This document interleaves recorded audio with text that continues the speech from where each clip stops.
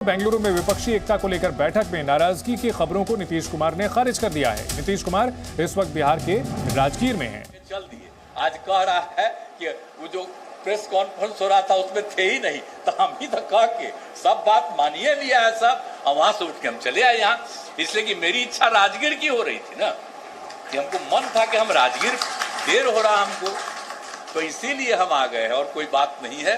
इसलिए पूरे तौर पर हम लोग साथ हैं और देश के हित में और सब लोगों के हित में, समाज के हर तबके के उत्थान के लिए और प्रेम और भाईचारे का भाव रहे और पूरे तौर पर विकास का काम चलता रहे, तब देख न रहे।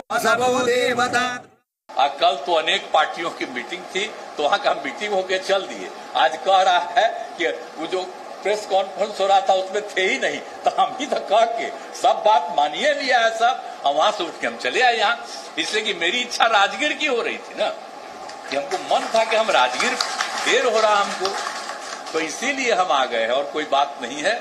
आज आने का मौका मिला।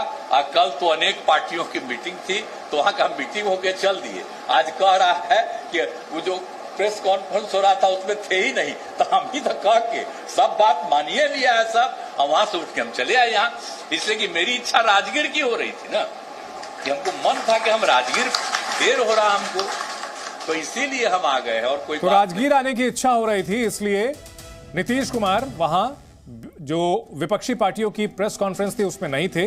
जाहिर है कहीं ना कहीं चेहरे पर निराशा जरूर दिख रही है। पटना में उनके ही बुलावे पर सभी विपक्षी दल जुड़े थे, जिसके आगे बेंगलुरु की पृष्ठभूमि तैयार हुई थी। और क्या कह रहे हैं नीतीश कुमार, मीडिया से सुनाते हैं आपको। हम लोग निकले, साथे सब खाना खाए हैं और उसके बाद तो आप लोगों के यहाँ प्रेस के साथ मीटिंग होने वाली थी, तो हम लोगों ने कहा कि ठीक है और हमको जाने दीजिए, हम लोग को चले आए पूरे बिहार वाले तीनों चारों। आपकी भी मीटिंग चल रही थी दिल्ली में, एनडीए की मीटिंग चल रही थी। क्या मतलब एनडीए का? सोच न रहे एनडीए का मीटिंग का। एनडीए था पहले श्रद्धेय अटल जी के टाइम में, 1999 में बना एनडीए, और उसके बाद ये लोग कभी एनडीए करते थे? अब पहले एनडीए के हर पार्टी की मीटिंग होती थी अटल जी के टाइम, बाद में कभी हुआ है जी? इन लोगों के साथ भी थे, तो इन लोगों के साथ अभी गए थे, फिर 5 साल तक कहाँ कभी मीटिंग हुआ? अभी चूंकि हम लोग एक मीटिंग करवा दिए, तो इसलिए इन लोगों को लगा कि एक मीटिंग कर लें। अब बताइए ना, अजय लोगों का नाम आया तो किसी का जानते हैं? कौन सी पार्टी है? अरे हम लोग क्या, तो जो मीटिंग हुआ है उसमें तो सब नोन है ना पार्टी। 16 पार्टियां तो सब राज्यों की, बाकी सब राज्यों में और भी रीजनल पार्टी है, तो वो सब तरह से हुआ है। इनका तो ऐसे ही है। अब किसी को हम निकाल दिए तो वो सब, तो हम तो जान कर कहे थे कि ज्वाइन करिए या बाहर जाइए, हम जानते थे वो रहेगा यहाँ, जो 23 तारीख को होना था, और वो मीटिंग में बैठता तो सब खबर देता बीजेपी को, हम जान गए थे। इसलिए हमने कह दिया था, हम लोगों ने बैठ करके इन्हीं को भेज दिए थे कि या तो आप मर्ज करिए नहीं तो जाइए, और 2 दिन का टाइम दिया, चला गया। इसलिए हटाया एक आदमी को जिसको अपनी जगह चीफ मिनिस्टर बना दिया। कौन कौन चीज बोलते रहता हूँ, ये बनाया कौन पार्टी? इसीलिए सुन लीजिए, कोई मतलब नहीं, तो ऐसे ही अपना चलते रहता है। लेकिन बात यह है कि भाई आप लोगों के साथ में क्या करें, सारे तो मीडिया पर वो कब्जा कर लिया है, और उसी तरह से हम लोगों की बात कुछ पूछ लेते हैं, थोड़ा बहुत चलेगा, लेकिन बाकी सब फिर उन्हीं का बात चलेगा। तो देख लीजिए 24 या उसके पहले जब भी चुनाव कराए, हम लोग लगे हुए हैं कि वो अलग हट जाए, तब फिर आप लोग भी स्वतंत्र हो जाइएगा। मीडिया के लोग फिर सही बात, देश के अंदर जो भी है चर्चा उसी की करेंगे, और उससे देश को फायदा होगा। प्रधानमंत्री पहले कितना बढ़िया होता था जी मीडिया का, क्या बोले हम आपको। जब एमपी थे और जो थे सब दिन बैठते थे, और लोग कितना खुश होते थे, बोलिए।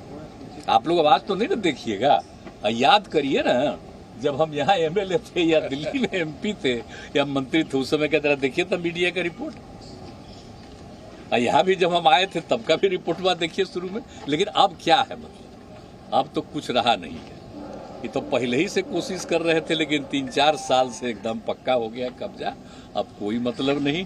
हम तो आप लोगों से जब पूछते हैं तब बात करते हैं, लेकिन हम ऐसे ही कहते हैं कि आप लोगों को बेकार कष्ट हो, के लिए एनडीए को कितनी बड़ी चुनौती 2024 में आप मानते हैं? होगी, पूरी चुनौती हो गई, और अभी आप जान लीजिए लोगों को पता नहीं है, और जब सही समय आएगा तो इसकी भी संभावना है कि कुछ और लोग भी शामिल होंगे।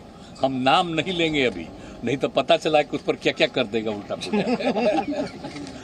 इसलिए सब बहुत अच्छा माहौल होगा और मिलकर के देश के हित में हम लोग काम कर रहे हैं जी। देश का इतिहास ही लोग बदल देंगे। आजादी की लड़ाई से कोई मतलब नहीं, सब चीज खत्म कर देंगे। अब एक बार भी बापू का नाम लेता है कोई? अब जरा बताइए तो।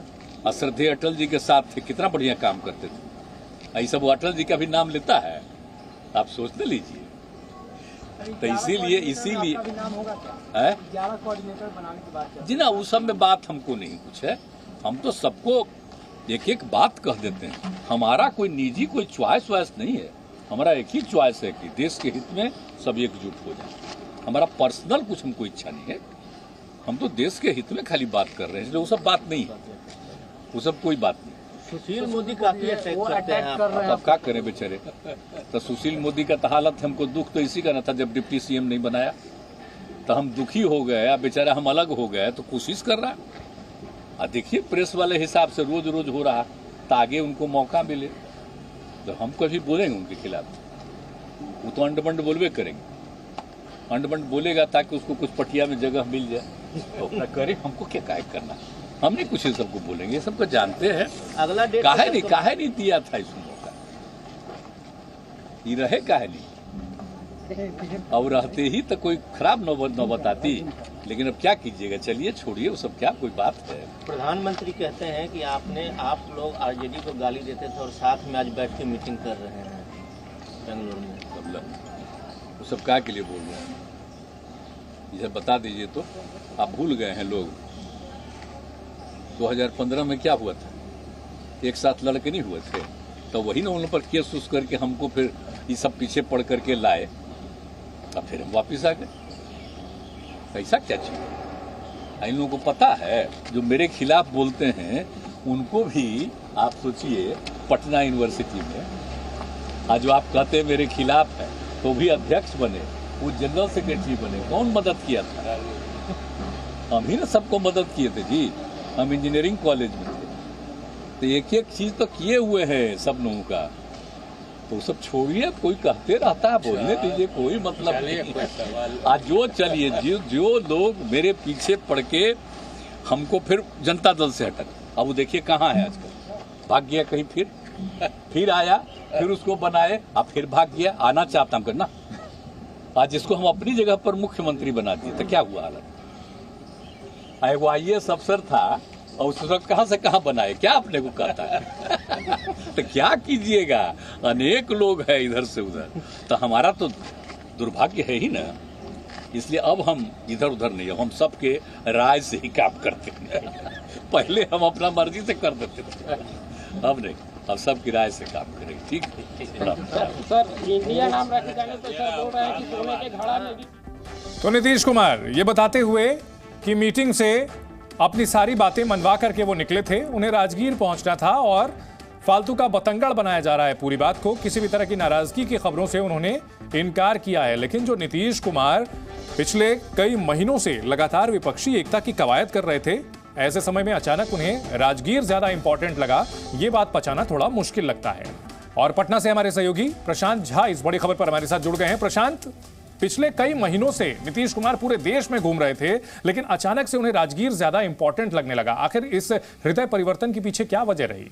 देखिए, सबसे बड़ी बात है कि नीतीश कुमार जब वहां 18 जुलाई को बेंगलुरु के बैठक में शामिल हुए थे और वहां जब उनको पूरे ईगो पर ठेस पड़ा है, तो उसकी सफाई में आज जो कुछ भी उन्होंने कहा है उस पर भी लोग सहमत नहीं होंगे।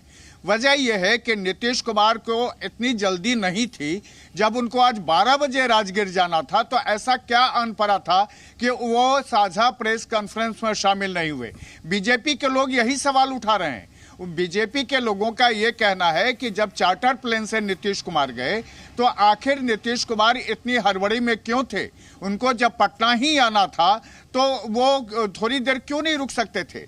सवाल यह है कि नीतीश कुमार जैसा व्यक्ति जो हमेशा से बिहार की राजनीति में एक ऐसे कद्दावर इंसान के रूप में जाना जाता है जिसने हमेशा बिहार के डेवलपमेंट को सोचा, और जब एनडीए से अलग हुआ तो यह व्यक्ति हमेशा से सोचता रहा कि कैसे एनडीए को हराए।